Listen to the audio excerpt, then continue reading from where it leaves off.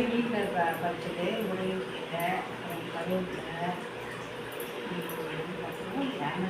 Lemon juice போடலாம், இல்லைன்னா வந்து பிரியாணிக்கெலாம் போடலாம். அப்புறம் வீட்டில் என்ன பண்ணலாம், அந்த லெமன் வந்து பழுத்ததை துருவிட்டு பல்லில் கூட தேய்க்கலாம். அதுக்கப்புறம் கரையாக இருந்துச்சுன்னா ஏதாவது வெசல்ஸ்லாம் வந்து கருப்பாக இருக்கும்ல, அதில் வந்து இப்படி லெமன் வச்சு தேய்க்கலாம்.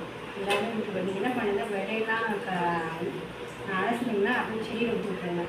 அது பாட்டுக்கு இது வந்துடும், செடி வந்துடும். அப்புறம் இன்னொன்று இது வந்து சுண்டைக்காய், இது வந்து என்ன பண்ணி க்ரஷ் பண்ணிவிடுங்க. அப்படி நல்லா அப்படி ஏதாவது மத்து வச்சு இல்லை வச்சு இப்படி க்ரஷ் பண்ணிவிட்டு அந்த விதையெல்லாம் அலசிட்டு தயிர் ஊற்றி கொஞ்சம் உப்பு போட்டு பெசரிட்டு விதையை வத்தல் மாதிரி காய் போடலாம். இல்லை சாம்பார் வைக்கணும். வத்தலை காய் போட்டால் காரக்குழம்பு புளிக்குழம்பு போடலாம். இது வந்து துளசி வேப்பிலை வந்து பொழுதாக எடுத்து சாப்பிட்டோம்னா வயிற்றில் பூச்சிலாம் இதாகிடும். அதுக்கப்புறம் அந்த வேப்பிலை எடுத்து போட்டிங்கன்னா கொசுலாம் வராது, மஸ்கிட்டோ வந்து கொஞ்சம் கம்மியாகும்.